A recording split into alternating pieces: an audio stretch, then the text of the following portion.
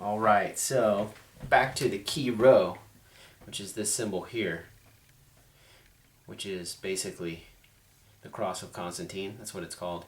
And it's on the bottom, it's on the floor or the ground of the Vatican, slowly happening throughout the year, the solar year. So a lot of people don't realize that Egypt gives birth to Christianity.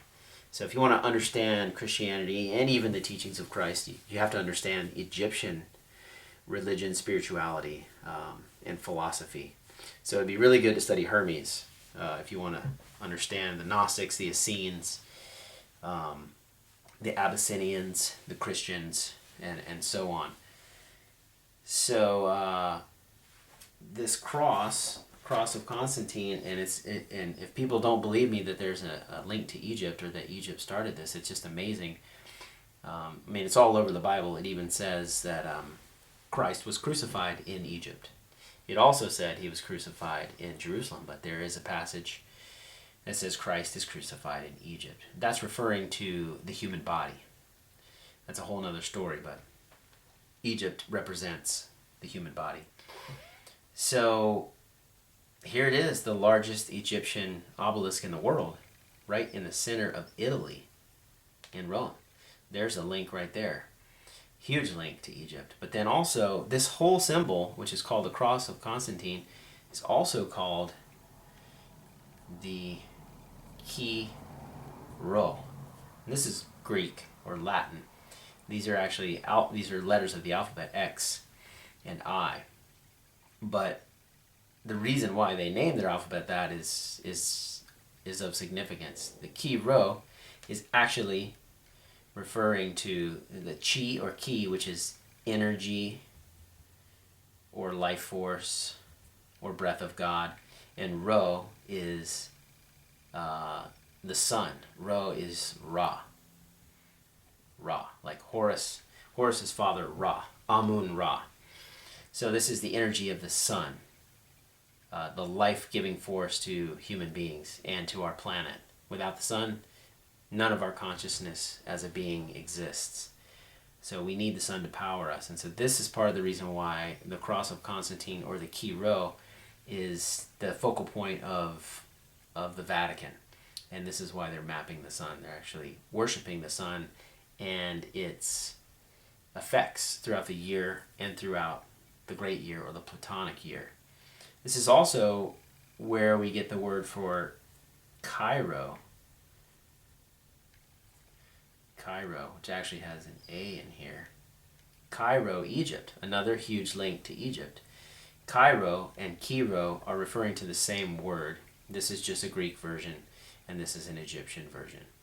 So we all know Cairo is where the Great Pyramids are, one of the main cities in Egypt. So hopefully you guys understand that Christianity gets its roots in Egypt and gets almost all of its philosophy, spirituality, psychology, and mythology from Egypt.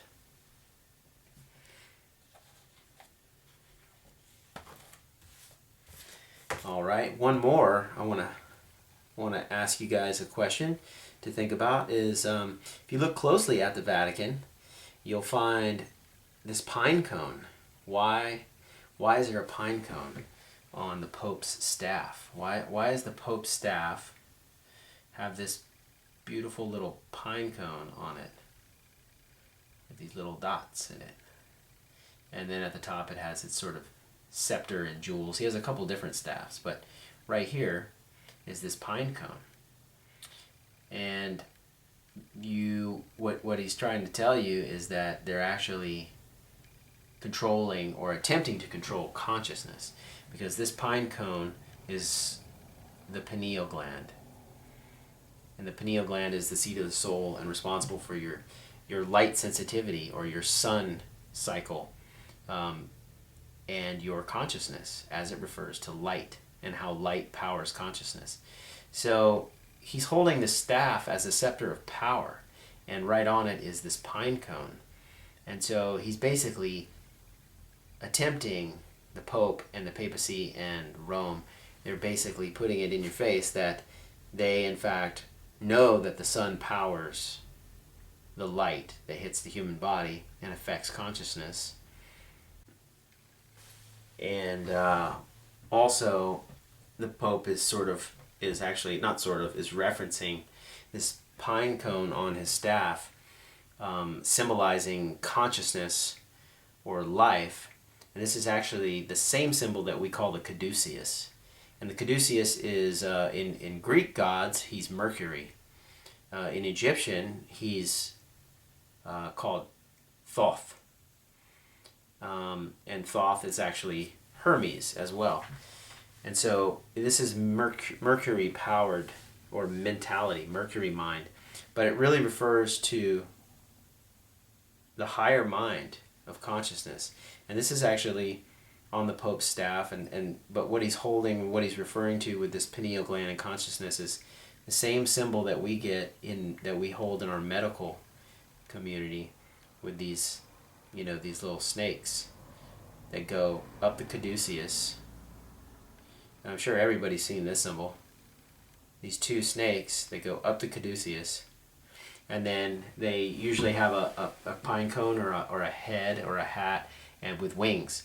And this is basically the kundalini energy of your spine, through the process of yoga or yogic consciousness, going up and down your spine. And as it goes up and hits that optic thalamus, or hits this pineal gland, and creates this higher vibration of light, your consciousness changes. And this is the overall symbol of medicine, of symbol of health, because in healthy people throughout our lives, from childhood to death, we actually are supposed to get healthier in our consciousness.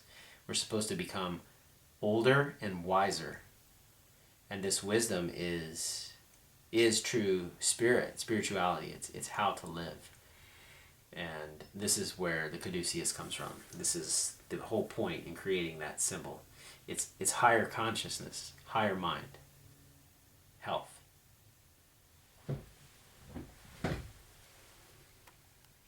And they're attempting to control it. That's the whole point, is to control consciousness.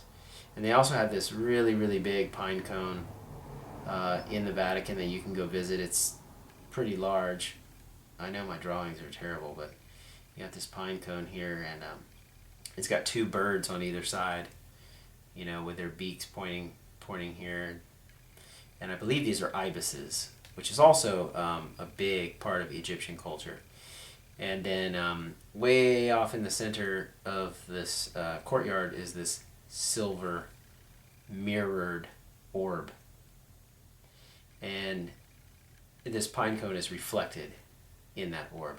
And this represents consciousness being reflected through light. Because inside your pineal gland are piezoluminescent cells, which work just like the retinas in your eye. They take in light and they emit light. And this pineal gland is also sitting inside your optic thalamus, which I'm not going to attempt to draw, but your optic thalamus is where the symbol for the eye of Ra comes from, which you guys have all seen. This eye type symbol here, the eye of Ra. That is actually a cross-section of your optic thalamus. And there's the eye of Horus. I'm sure you guys have all seen that. Horus's father was Amun-Ra, which is the sun. He's the sun god. Different aspects of light. These are all just different aspects of light. So Horus, his opposing brothers Set, Ra, and Osiris are all just different aspects of light. They are the solar cross. Ra is here, Osiris is here, Horus is here, and Set is there. And the sine wave runs through it, and the sun runs around the planets. Or actually the planets run around the sun, but they appear. The sun appears to rise and set from Earth. And so Horus is obviously where we get the word horizon. So when you're looking at the horizon, which would be the equal plane here, you go, where's Horus? Where is he right now? Oh, he's over here at 3 o'clock. 3 o'clock to the horizon.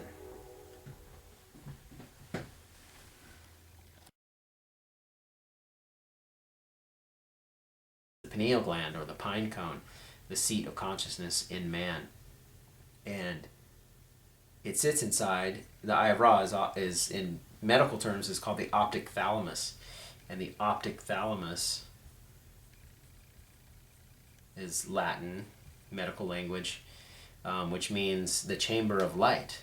So within this chamber, you have this pineal gland, and as solar light affects the chemistry of your body, and this chemical process happens and comes back to the optic thalamus and secretes this chemical wetting underneath it. It actually activates those piezoluminescent cells and makes light emit from the pineal gland, and it bounces all around inside your optic thalamus, and it creates more and more and more and more intensity through frequencies of waves. Back to that sine wave.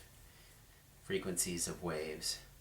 And these waves change your consciousness. They actually change your reality and your ability to be aware or conscious of reality. The way you think, the way you feel, the way your emotional body feels. Your entire being is basically centered through light in your pineal gland.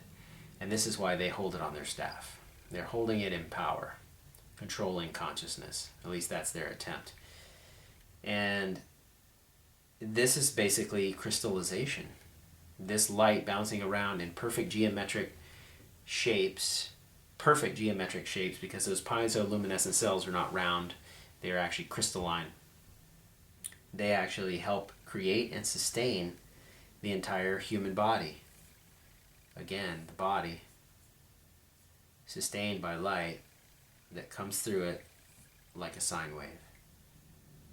We are essentially light.